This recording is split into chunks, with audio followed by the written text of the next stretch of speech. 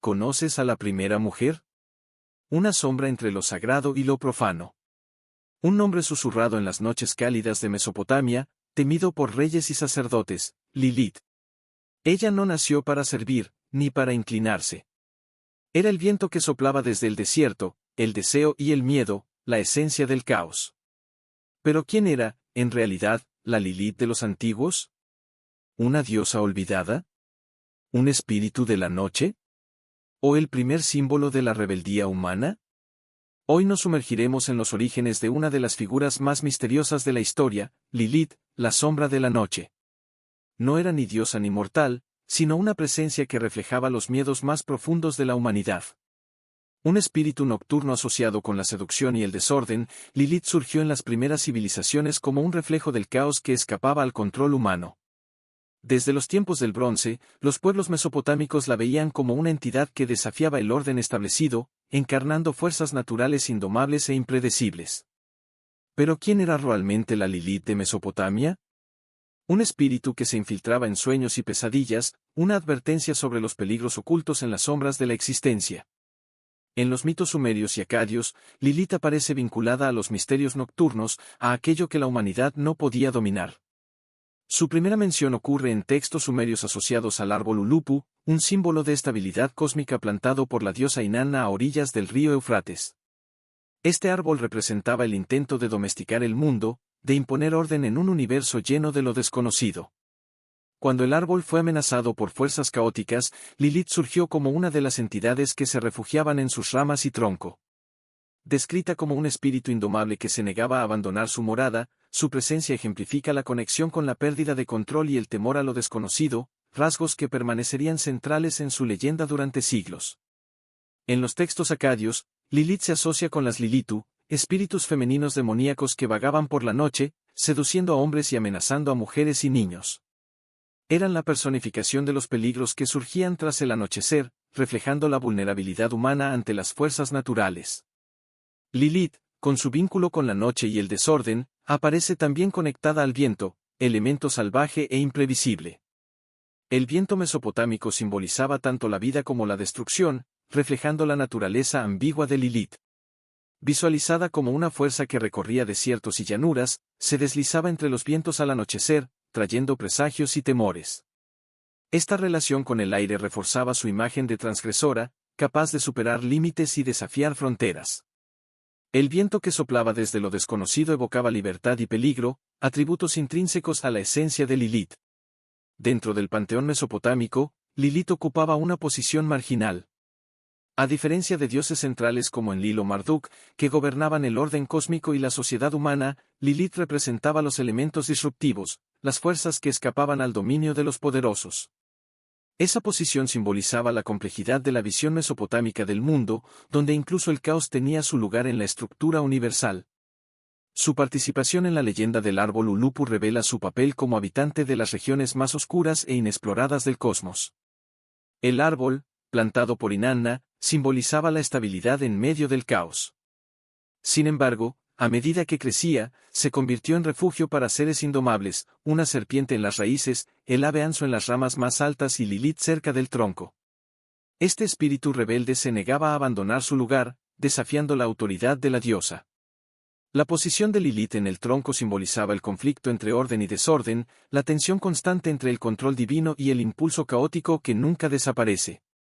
Cuando Inanna pidió ayuda, Gilgamesh, el héroe legendario, respondió al llamado.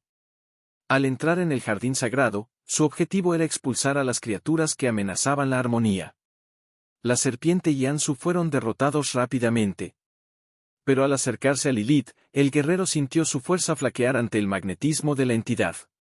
Su seducción casi lo desvió de la misión, pero la determinación de Gilgamesh prevaleció.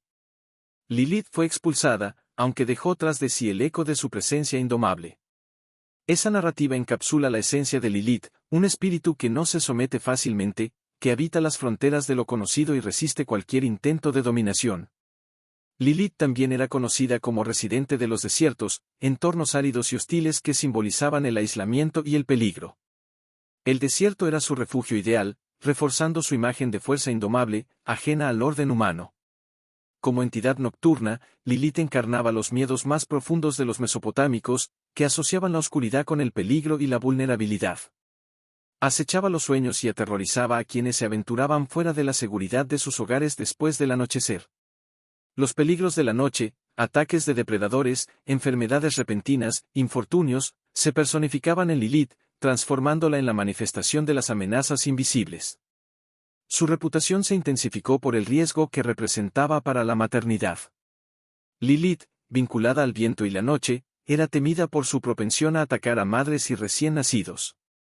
Para protegerse de ella, surgieron prácticas de defensa, incluyendo amuletos especiales que bloqueaban su influencia.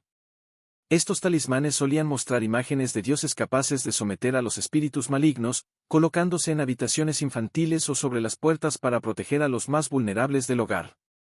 Lilith comparte muchas características con otras entidades femeninas demoníacas de Mesopotamia, como las Lilitu.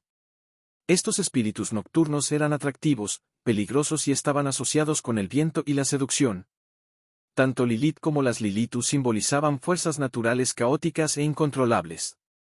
Sin embargo, mientras las Lilitu podían ser vistas como instrumentos de desorden enviados por divinidades superiores, Lilith destacaba por su independencia, negándose a ser controlada, incluso por poderosas deidades como Inanna.